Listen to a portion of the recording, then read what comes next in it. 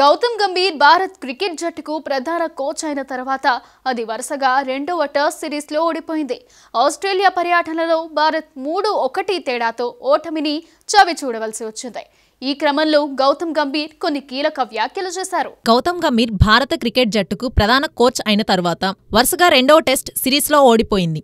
Australia పర్యటనలో భారత్ 3-1 తేడాతో ఓటమి చవిచూడాల్సి వచ్చింది. దీంతో 10 ఏళ్ల తర్వాత బోర్డర్ గవాస్కర్ ట్రోఫీ టీమిండియా చేతుల్లో నుంచి జారిపోయి ఆస్ట్రేలియాకు చేరింది. అలాగే వరుసగా మూడోసారి ప్రపంచ టెస్టు ఛాంపియన్షిప్ ఫైనల్ ఆడాలనే కల కూడా చెదిరిపోయింది.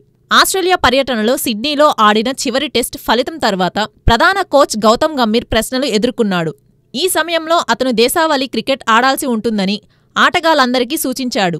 ఈ ఏడాది ఆరంభం నుంచి భారత బోర్డు నిరంతరంగా ఆడుతున్నప్పటికీ సీనియర్ ఆటగాళ్లు ఘోరంగా విఫలమవడంతో భారత జట్టు నిరంతరాయంగా ఓటములు ఎదుర్కొంటోంది. 5వ టెస్టు తర్వాత మీడియా సమావేశంలో గంభీర్ మాట్లాడుతూ, ప్రతి ఒక్కరూ దేశావళి క్రికెట్ ఆడాలని నేను ఎప్పుడు కోరుకుంటాను.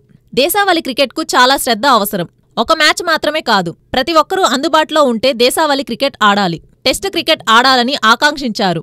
దేశావళి క్రికెట్కు ప్రాముఖ్యత ఇవ్వకపోతే టెస్టు క్రికెట్కు కావాల్సిన ఆటగాళ్లను మీరు ఎప్పటికీ పొందలేరంటూ చెప్పుకొచ్చాడు. భారత ఆటగాళ్లలో విరాట్ కోహ్లీ చివరగా 2012లో రంజీ ట్రోఫీ, రోహిత్ శర్మ 2015-16లో ఆడారు. 2024 సంవత్సరం ప్రారంభంలో బీసీసీఐ దేశీయ క్రికెట్ ఆడేందుకు సెంట్రల్ కాంట్రాక్ట్ నుంచి ఈశాన్ కిషన్, శ్రేయస్ అయ్యర్లను తొలగించింది.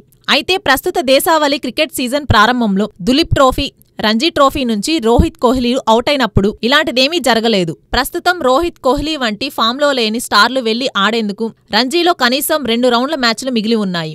ఆస్ట్రేలియా పర్యటనల్లో రోహిత్ 5 ఇన్నింగ్సుల్లో 31 పరుగులు చేయగా కోహ్లీ 9 ఇన్నింగ్సుల్లో 190 పరుగులు మాత్రమే చేయగలిగాడు.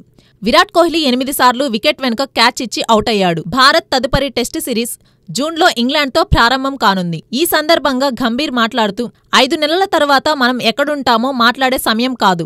ఆటలో చాలా మార్పులు, రూపం, మనుషులు, వైఖరి మారుతుంది. 5 నెలలు చాలా కాలం అని మాకు తెలుసు. మరి ఇంగ్లాండ్తో సిరీస్లో ఏం జరుగుతుందో చూడాలి. అయితే ఏది జరిగినా అది భారత్ క్రికెట్కు మేలు చేస్తుంది అని చెప్పుకొచ్చాడు.